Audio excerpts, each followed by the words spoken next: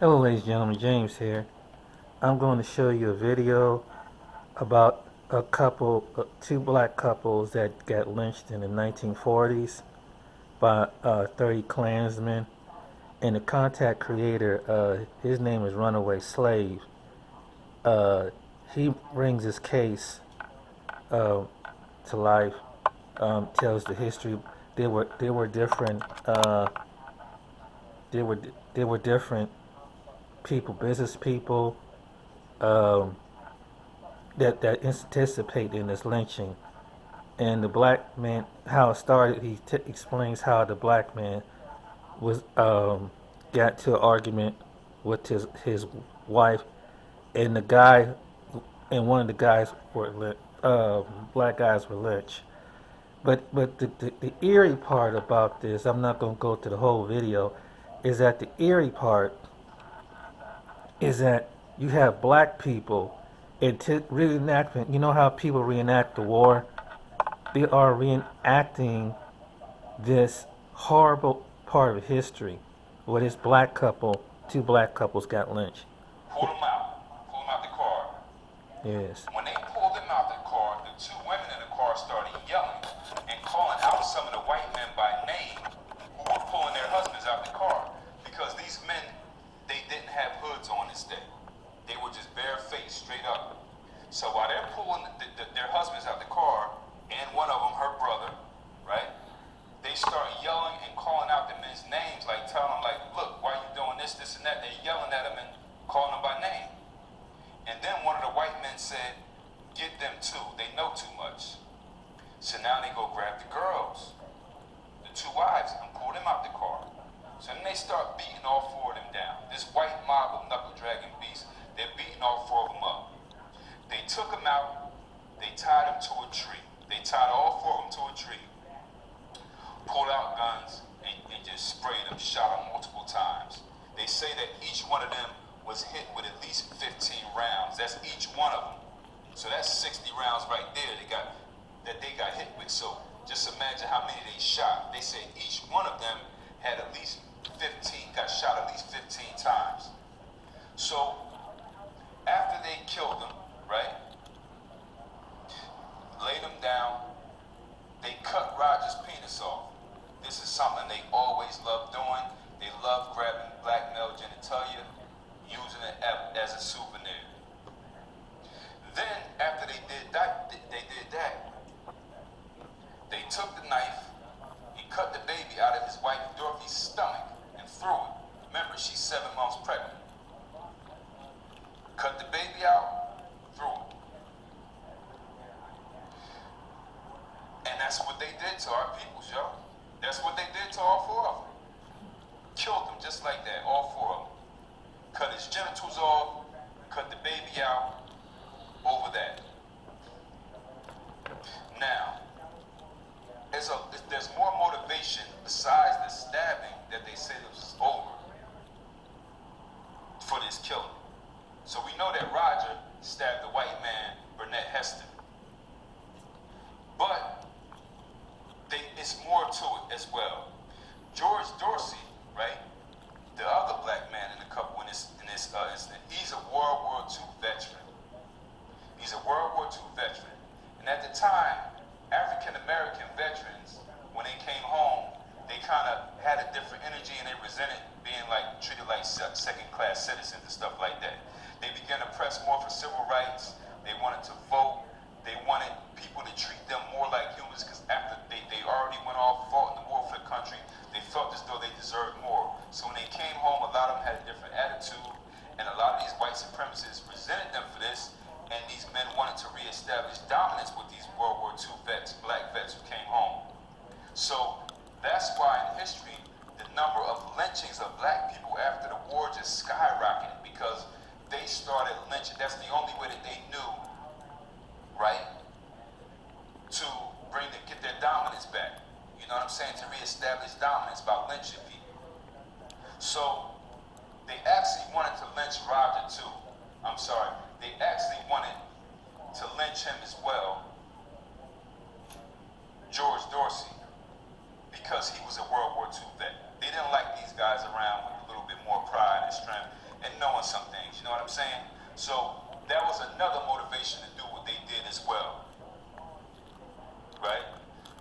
There was a kid who was out there when this happened. So when this lynching happened, there were kids who were out watching, who were hiding. They were scared and they were hiding, little white kids, right? And they seen everything. So there's a little white kid by the name of, at the time he was a kid, and some of these kids are still alive to this day. Some of these people are still alive to this day. Quite a few of them, you know. There was a little white kid named Clinton Adams. He's an old one. Let me interject right here. A lot of this this is part of American history, ladies and gentlemen. This happened during American history. And this is people like Ron DeSantis and Greg Abbott and different individuals don't like information, and many other, both on the probably Republican and Democrat side, don't want to hear this part, don't want you to let you know that this happened in America. This is what they don't want their kids know about. White man now, but he witnessed this lynching as a kid, and he's still alive. He was out there watching. And again, remember, these people knew each other. So after this was over, he asked his family, because they knew George Dorsey. This is the one who was the World War II vet. He asked his family, why did they do that to Dorsey? And somebody replied to him that before Dorsey went to the service, before he went to the war, he was a good nigga. When he got out, he thought he was just as good as any white man, basically saying he deserved it. You know, he came home thinking he was somebody. You know? In addition, those witnesses who were out there, those kids and other people who were in the back, you know, sitting back watching and ducking behind bushes and laying down in the grass watching because they were scared, they said that the person, before they shot all four of these black people, the person that counted down for them to fire, like 5, 4, 3, he was the sheriff.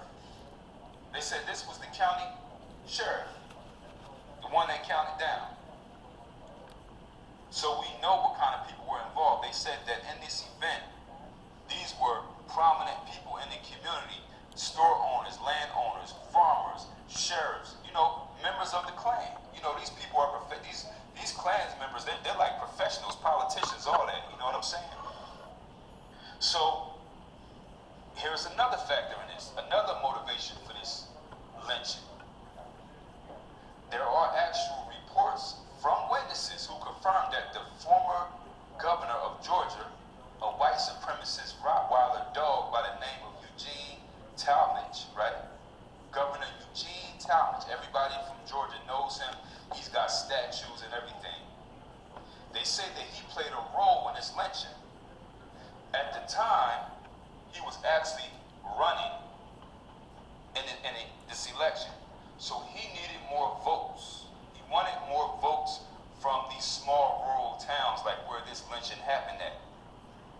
So you know, around election time, just like how it goes on now, when a politician wants more votes, they do certain things to appease or make the people who they want the votes from feel like they in their corner. You know what I mean? Do something to make them happy, make them feel good. Hey, vote for me. Look what I did. So when he heard about this stabbing, what they say that he did, right? He heard about the stabbing. So he went to the town and met with George Hester. So George Hester is the brother of the white guy who got stabbed, Barnett Hester, okay? Barnett Hester is the one that got stabbed. George Hester is his brother. So this guy, Eugene Talmadge, the governor, right? He met with George Hester. And a witness that was there a witness that was there, and the FBI files have this as proof, said that he heard, these are white people as witnesses as well, he heard former Governor George Talmadge tell Hester that he is offering immunity to anyone that takes care of the nigga for this stabbing. So this is what the governor told him. This is a witness that said that he heard him say that I'm offering immunity to any nigga, anybody who takes care of the nigga who did this stabbing, right? So now you got a politician who's running for governor, you got his back. So basically, what he wanted to do was impress the white people in these small rural towns and show that, look what I let you do. went out here, you killed this N-word, right? And he knew that nothing would secure his votes more than proving that he's passionate about his religion of racism and white supremacy. So he wanted to show these people in this town, I'm with you. Look at this. Look what I let you do. I let you kill these black people. I gave you immunity. So, of course, this was a perfect opportunity to him to get these people on his side, showing that he supports lynchings. Okay? So, and they did it. He won the election. You know what I'm saying? And they got away with it. To this day, with this lynching right here, the two black couples, nobody has been charged for this. There are people who are still alive that participated or witnessed it and have been, shook up and scared to say anything. But nobody has been charged, just like the governor said. Immunity. Now, there are groups of people from different entities who are saying, look, we know nobody's going to get in trouble for this. Nobody's going to go to jail. Many people have died already. But can we at least bring this to the forefront and admit it? Right?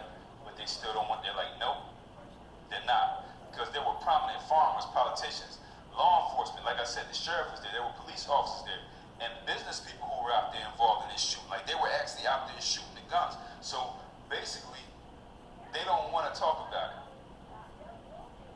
They pressed the Department of Justice, right? The Department of Justice said no. They don't want to unseal the files. They oppose opening the seal files to this case. This is the DOJ. They want to keep the files sealed to this case. These are the same people who decide the fate of white law enforcement personnel when they shoot a handcuffed black person or a compliant and unarmed black person. These are the same people, the Department of Justice.